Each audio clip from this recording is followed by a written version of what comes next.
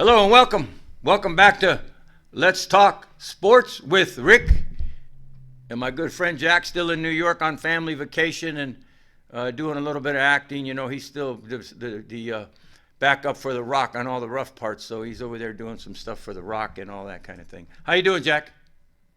I'm doing wonderful, sir. How's life in New York?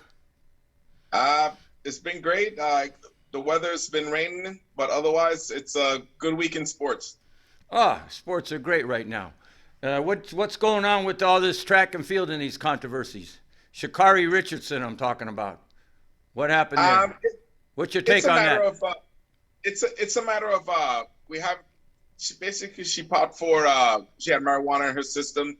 You know, this is her coping mechanism after her mom died. Yeah. And then a couple of days later, she went and basically smoked the world and qualified for the 100, and then they found it in her system. At the end of the day, she had a drug in her system that's not allowed. Yeah, absolutely. She knew it wasn't allowed. She confessed to it. But at the end of the day, as adults, we got to make decisions and we got to make adult decisions and basically be held accountable and move forward. Do I think that should not be a drug that they should be testing for? Absolutely. But hey, at the end of the day, she didn't do what she was supposed to do. Yeah, and that's really what it comes down to. I was thinking about it today. You know, the Olympic Committee, they have their guidelines, their rules, the rules that you have to follow. And she didn't follow them. Actually, it's supposed to be a 3-month suspension. They settled on a 1-month suspension, but that takes her out of the Olympics. And then they had said this 1-month suspension would be up by the time they ran the 4x100 relay. And I thought she was going to be on the relay team, but the Olympic Committee said, no, we're not going to take somebody off the team to put her on the team. We've already predetermined who's going to be on that 4x100 plus 2 subs. So there's 6 people involved, and they're not going to involve her. And she pretty much said, I'm just going to move on and deal with it. And, I can totally understand why she did what she did. Stressed out. Hey, losing a mom is a tough thing. We all know that have lost moms myself. It's a tough thing to cope with, and that was her way to cope. And I don't criticize that, and I don't criticize her, but the rules are the rules. They're a bit archaic. You look at the NBA now; they're not testing for marijuana. A lot of different leagues aren't. It's a shame, with that type of speed. She won that event, the U.S. event at 10.98. Really fast. She probably was going to be right there, top 3 in the Olympics, probably win it. But, life is life when we go on. It's controversial. I don't agree with it. On another note on the Olympics, what do you think about Japan really not anxious to have people at the events? They're saying there's going to be practically nobody at the events. Families aren't allowed to travel into the Olympics to see their kids from the U.S. Or family members. And there's going to be a lot of empty stadiums. Does that take away from the games, or the television coverage is so good? I mean, we had the championships at Oregon, and they had people in the stands, and it was kind of nice for the U.S. champions to qualify, the qualifiers for the Olympics. It's going to be kind of empty stadiums. What's your opinion on that? Is it going to take away from the games, or not at all? Absolutely, it's going to take away from the game. The atmosphere is what's going to take away from, but I don't think it's going to take away from the competition itself, because these are world class athletes that have been working on their craft, and they're on the biggest stage where so many people around the world, especially their country, are watching. So yeah. It's not going to take away from the competition itself, but it will take away from the atmosphere. Yeah, no doubt about it.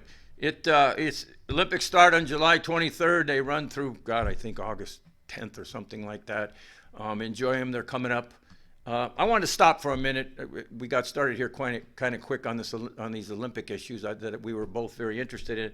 I wanted to stop where our viewership is growing, and I wanted to thank the people that are watching our shows, and in particular, it's so heartwarming to me. We have one person out there that watches our shows. His name is Adrian. He contacts me every week after the shows and comments on them. And I wanted to just stop and particularly thank Adrian for watching us, liking us, and commenting. And his comment was, I came upon your show, and I was a guy that didn't know anything about sports. And I've been watching your show for a year now. And I've become so knowledgeable about sports just by watching your show. And to Jack and I, to hear news like that from a viewer is so heartwarming, because most of our viewers are very knowledgeable about sports and have their opinions and enjoy our shows for different reasons. But I particularly want to thank, and I want to thank everybody, but I want to thank Adrian for watching these shows and commenting on them and letting us know that we've educated him on sports. So that's kind of neat, isn't it, Jack? Yes, absolutely. You know, it's like, hey, you know, if you've, like I was if you're watching our show right now and you've seen us before, hit that like button. If you haven't, subscribe. We are very opinionated, and we're gonna disagree or agree at times, but generally it's a fun show, and you learn something at the same time. We love it. We have a lot of fun with our fans, and again, we want to thank you all for watching. So you disagree with the laws that are put forth by the Olympic Committee concerning marijuana? Yes. You disagree with it, and they should change it. It's an outdated law that's been on the books for years, you know, and it stemmed from way back in the day, you know, putting marijuana as a Control 1 substance. But it shouldn't be. There's too much research that is proved that it's not, and it needs to be changed. And my biggest concern is, you're telling me with all of these people that are in charge in Congress that's supposed to be so educated, you telling me they can't fix this law that's on the book, especially on the federal sense. So it grinds my gears. Yeah, I'm the same way. I feel kind of bad for the young lady. She has a great spirit. I just loved her with that red hair and those long nails and that enthusiasm and hugging her grandmother the way she did when she won the 100. I mean, I was just so gripped by what a heartwarming story that was. And unfortunate that she lost her mother, but her grandmother was there, and the celebration was great. And I'm sorry it happened, but again, enjoy the Olympics. You know what, Rick? Sometimes this might be the catalyst I think it will be. To change it in the future, you know, because guess what? There are a lot of people of influence that was on her side. So yeah. I hope they petition to whoever they need to, and we're going to put more sensible laws on the books in pertaining to that. So maybe this was a catalyst. She'll be the martyr for the cause.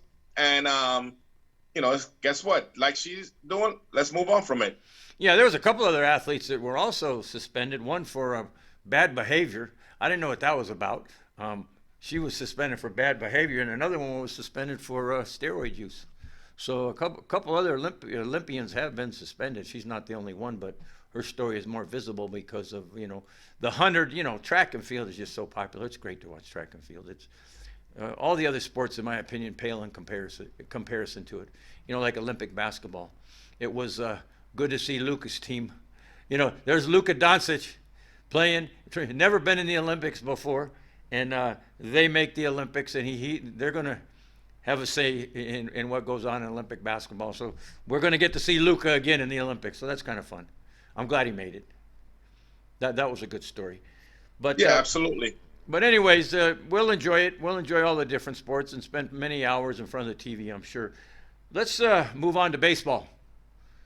What's sticking out in your mind in the game of baseball? Is it the All-Star break, or we're there, you know, just about halfway through the season? What's the trends? What are you seeing?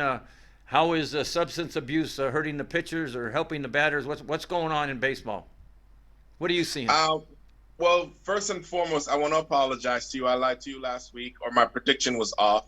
I said by our next show this week, the Dodgers would be in first place. Unfortunately, there's still a half a game out. Half a game. What the heck is wrong with you? Your prediction was wrong by a half a game. Oh my God.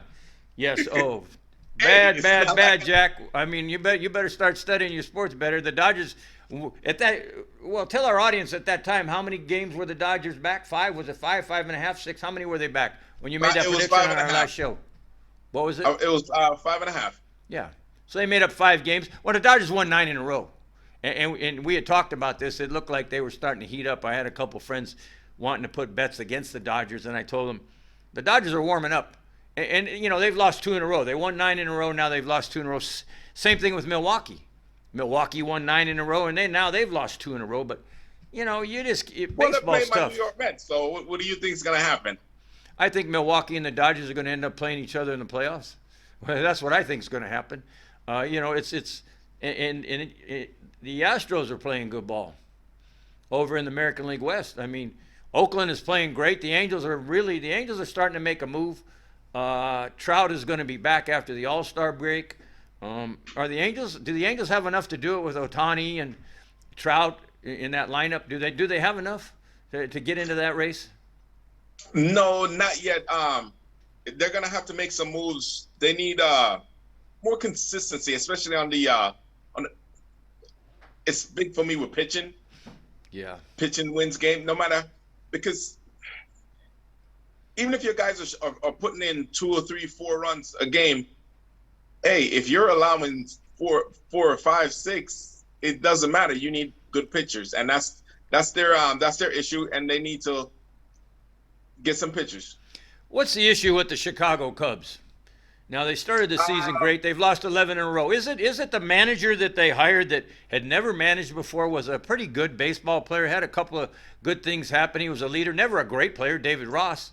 They're losing now. Is he the right guy for that job, or did they give somebody the job that not going to be able to handle the controversial times? The Cubs fans don't like losing 11 games in a row. What's going to happen with that team? Nothing. It's a first-year manager. The team's gonna have their ups and downs. What we're doing is, when they were winning, we were praising too fast. Eventually, his style is gonna have to be able to adjust and see things. Give him time. I understand You he's really a first think year so, huh? pitcher, a first-year manager, but guess what?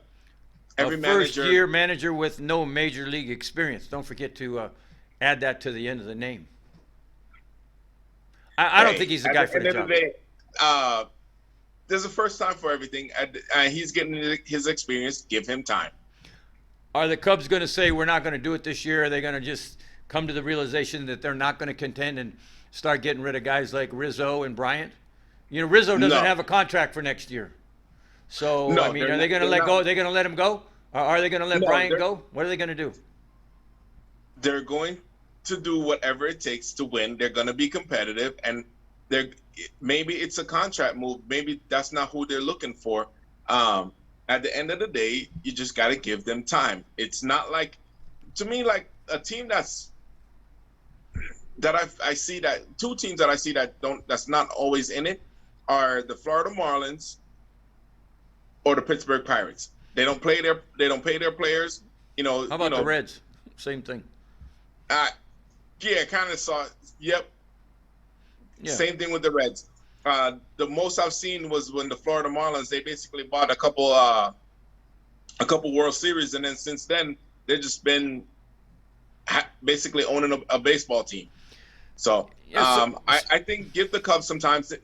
I've never seen in their history where they're not competitive. They just don't want to be competitive. It's just right now it's not their time. Let me ask you, give them time to find themselves. How do the Astros continue to do it? I mean, they lost Cole, they lost Richardson, they lost George Springer, and they continue to win, the Astros. I mean, what are they doing? Is their organization that good? Is the minor leagues that good? The Astros are doing something right. I mean, beyond that suspension, they lost some really good pitchers, some quality pitchers. They lost a quality hitter, a quality fielder. And Springer, how do the Astros continue to do it? The reason they continue to do it is because despite their little video scandal, the organization itself had a winning culture, and you know I'm big on culture. Absolutely. So that trickled down to the minor league. So those players right now they're still in their farm system, coming up, working their tail off, and here it is. It's still on the winning culture, so it's the next man up mentality, and that's why they're still winning right now despite the scandal. Yeah, they're playing well. It's very interesting. Boston is playing well. I mean, inevitably they're going to end up playing each other for the American League title, you know, to get to the World Series. Who do you like better, Houston or Boston? And I of course, you got prefer the White Sox in there. The White Sox got too many injuries. I hope they hang on for first place, but the White Sox got a lot. Their the catcher White got hurt Sox are now. in a good position. The fact that there's so many games ahead of Cleveland, so it doesn't really matter right now. Whereas Boston have the best record in baseball right now. Wow, 54 wins. who would have thought? Well, after last year, nobody would have thought. I mean, what a turnaround. Boston was downright horrible last year, and they have made an incredible turnaround. I mean, they are playing great ball. And by the way, you talked about Cleveland and the White Sox being ahead of them. I think they're ahead by maybe 5 games. You heard it here first. Cleveland will overtake the White Sox and win that division. In my opinion, Cleveland will overtake the White Sox. The White Sox can't overcome all the injuries. Hot take. You'll take the White Sox? I'll take the White Sox. Okay. Well, we'll see what happens by the end of the year, and maybe we'll put, as you say, some discretionary coin on it, but we'll talk about that off air. But Cleveland will catch them. Houston will hang on. Boston will hang on. And then, we'll have some teams, hopefully the Angels. I'd love to see the Angels, after so many years out of it, get back in the playoffs. You got to showcase like Shohei Ohtani and, Mike Trout. Those are 2 of the best players in the game. You realize that the Angels have probably 2 of the top 5 players in the game. I mean, Ohtani, if he keeps up like this, is going to be the MVP. Did you see the way he pitched last night against Boston? He beat Boston last night, and he had a couple of hits. Who's doing that in Major League Baseball? I haven't seen it since Babe Ruth. Jacob DeGrom. I didn't see Babe Ruth, by the way. I'm not that old. I haven't heard about it since Babe Ruth. I mean, really, that guy, what a superstar. Mix Trout in there? They could be formidable. The problem is they got a lot of position players who I don't even know who they are. I watched the Angels the last couple of nights because I like Boston. So I watched the games, and I never heard of half of these guys that are playing for the Angels. It's crazy. But, again, I think their problem is pitching, right? Yeah, and once they need to make some trades to get good pitching so that they have a decent rotation. And guess what? With the hitting, they'll be fine. Yeah. Who's your top team right now? If you said, I think this team is going to make it to the World Series and win it, who's your top team halfway through the baseball season?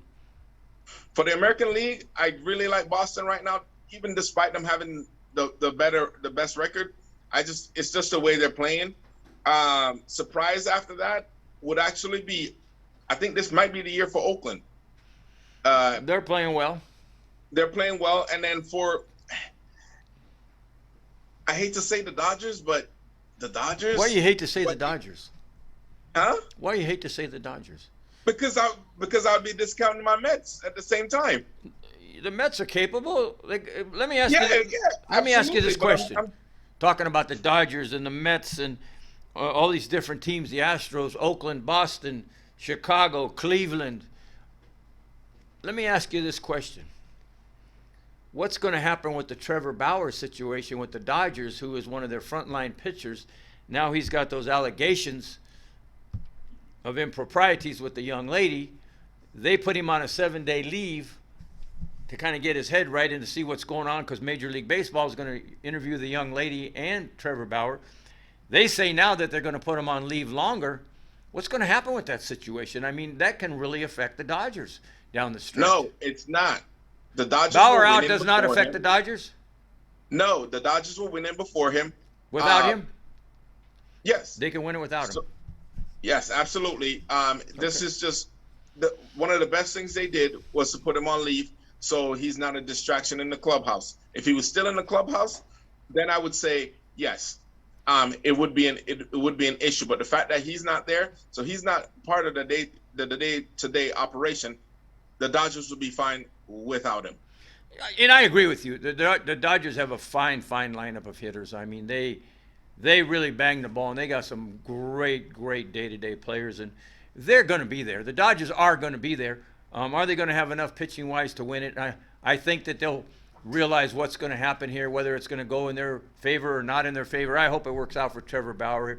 These things happen when you're a star, and I'm sorry it happened, and who's right and who's wrong, that's not our business. I just hope it works out well for him as a young man, because he seems to be a really good person. So we'll see what If happens. that happened, he'd be held accountable.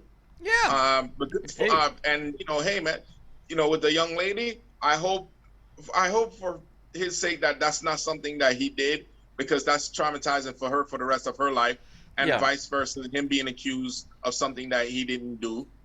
So let the courts and them handle it, and the court of public opinion. He's basically, his career might be dead.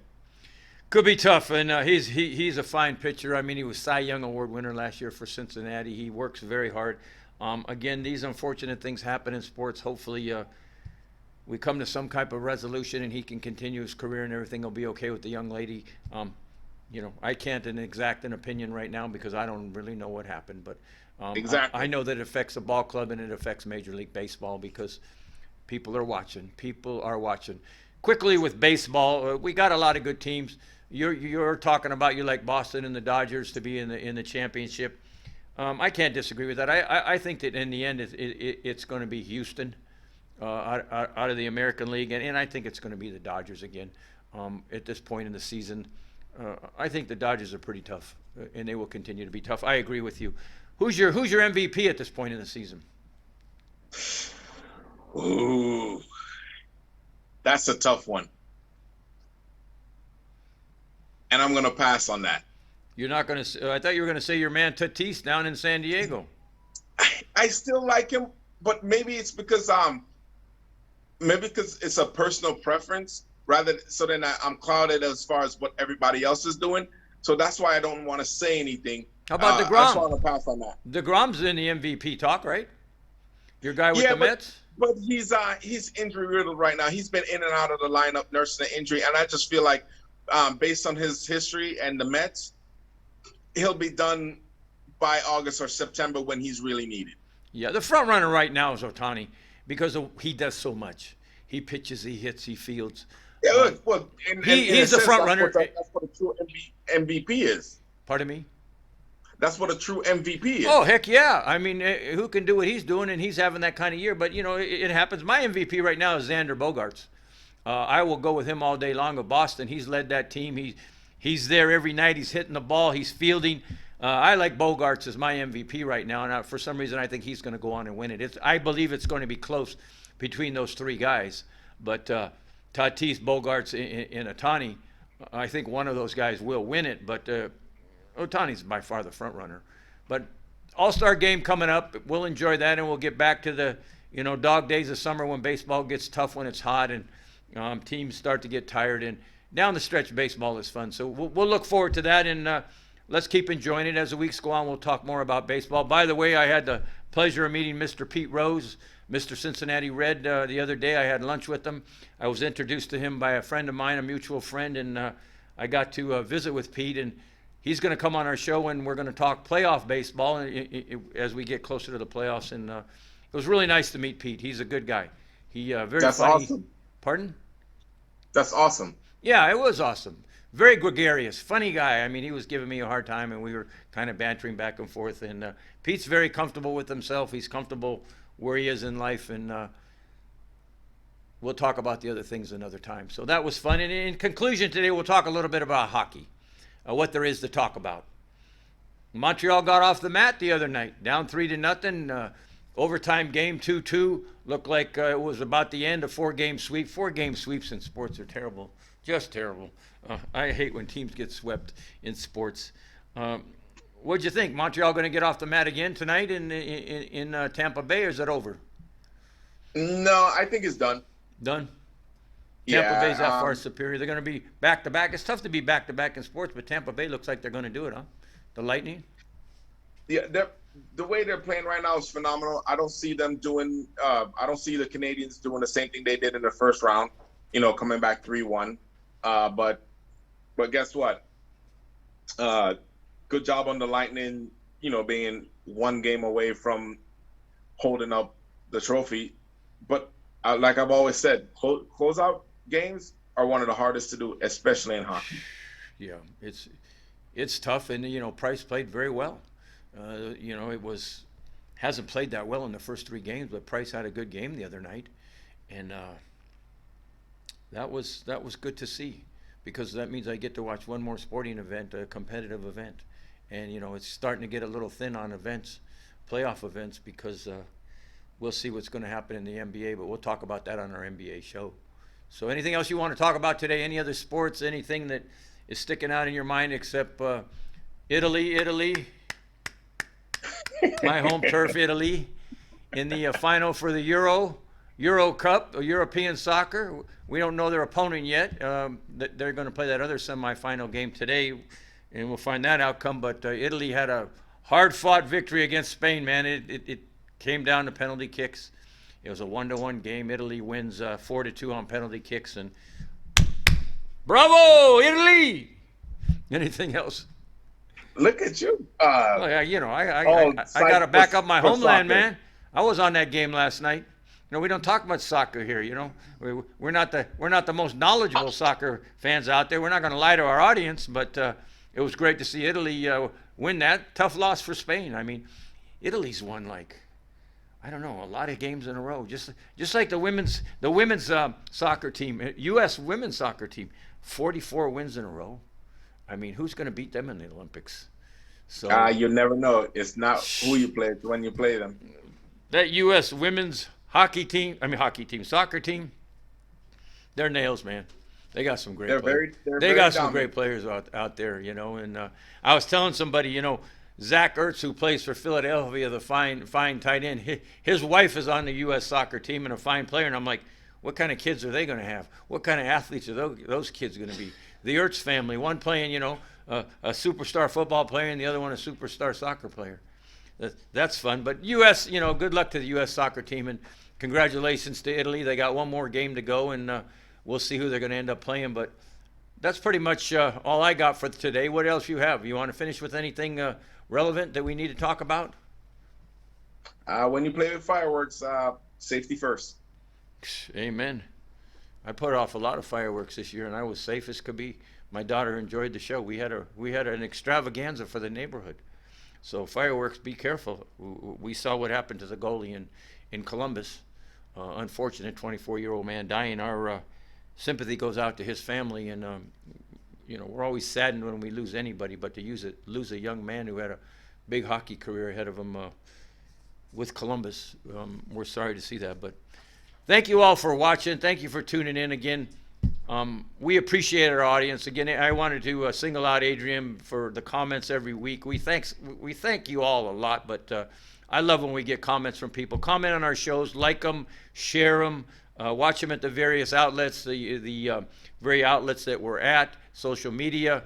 We appreciate you watching this show. If you have any ideas how we can improve or be better, or sports you would like to see us talk about, I guess I'll close today by saying, asking you, Jack, who's going to win between Conor McGregor and Poirier in the big UFC rubber match? They've both won once, and it's been announced that the winner gets a shot at the title.